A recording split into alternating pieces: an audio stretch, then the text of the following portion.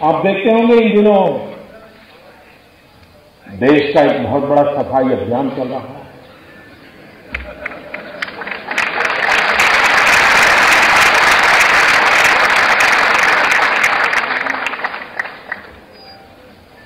अगर गंदगी का बड़ा ढेर हो और वहां से आप गुजरते हैं तो दुर्गंध आती है।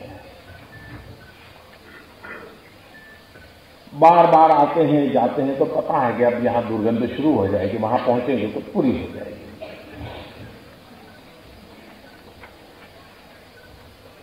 और एक सीमा में दुर्गंध महसूस होती है, उससे ज्यादा फिर महसूस नहीं होती। लेकिन जब उस देह की सफाई शुरू करते हैं तो गंध इतनी ज्यादा महसूस होती है कि वहां से गुजरना मुश्किल हो जाता है।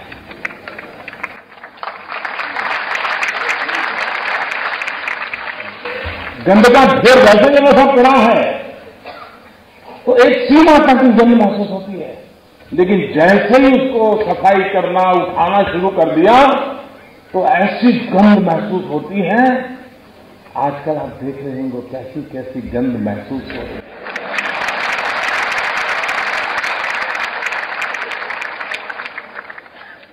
बड़ा डिसीजन ले लिया,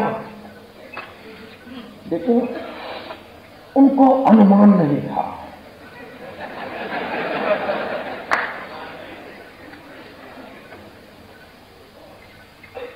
ये बात सही है कि बहुत सी चीजों का मैंने अनुमान किया था, लेकिन एक चीज का अनुमान करने में विफल हो गया मैं नहीं कर पाया। अब वो मेरा देश मेरे संस्कार था क्या था मुझे मालूम नहीं, लेकिन मैं नहीं कर पाया। मैंने जब ये पूरा काम के लिए दिमाग खपा रहा था, योजना बना रहा था, कभी सोचा नहीं था कि देश के राजनेता कुछ और कुछ राजनीतिक दल हिम्मत के साथ बेईमानों के साथ खड़े हो जाएंगे।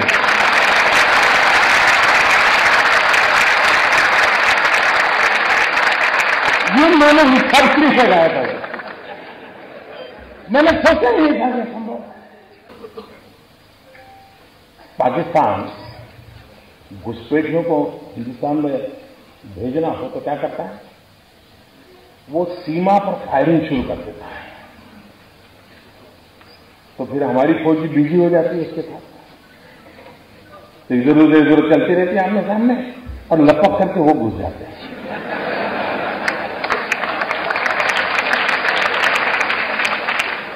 उनको कवर मिल जाता है बेईमान। इन दिनों संसद में आपने देखा होगा तू मैंने तो इन लोगों को पीछे से मुझे अब समझ आया ये होल्ला किसकी भलाई के लिए किया जा रहा है।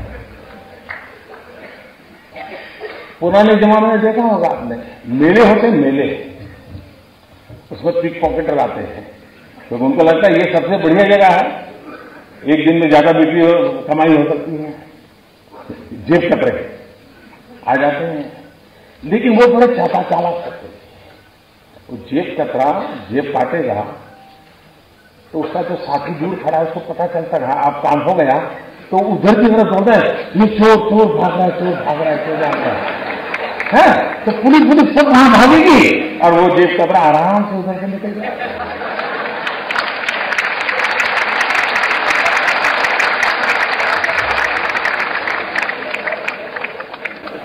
बेईमानों को बचाने के लिए बेईमानों को रास्ता दिखाई दे, न जाने कैसी किसी तरकीब अपनाई जा रही है।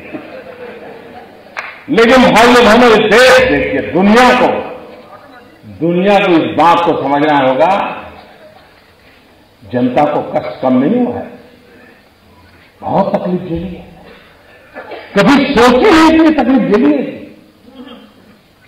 उसके बावजूद भी ईमानदारी के रास्ते पर देश चलता है तो कष्ट झेलने के लिए तैयार हो रहा है।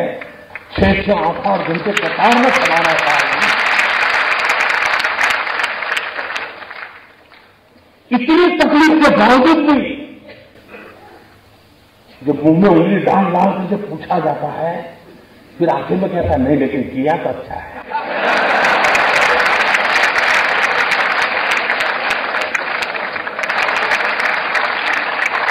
उनके एक दूसरे महानुभाव जो देश के वित्त मंत्री रहे, वो लेख भी लिखते हैं, श्रीमान चिदम्बरम जी। उन्होंने कहा कि हमारे देश में 50% गांवों में अभी भी बिजली नहीं है, तो कैशलेस कैसे करोगे? अब बताइए साहब, कहीं पर बिजली थी किसी गांव में, मैंने आकर के खंभा उखाड़ दिएगा।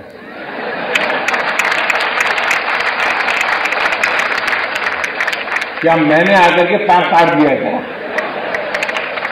मतलब चिदम्बर जी 2014 में तो आप कहते थे कि हमने इतना विकास किया है, काशी में मोदी की जमानत जब्त होनी चाहिए। अब कहते हैं 50% गांव अंधेरे में डूबे पड़े हैं। उनके एक युवा नेता है, अभी भाषण सीख रहे हैं, ऐसा हो गया।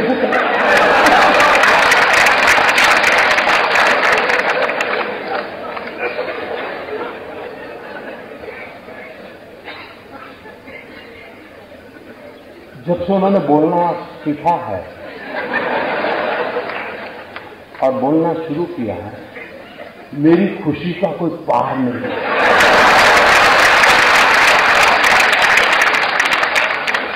दो 2009 में पता ही नहीं चलता था कि भाई इस पैकेट के अंदर क्या है,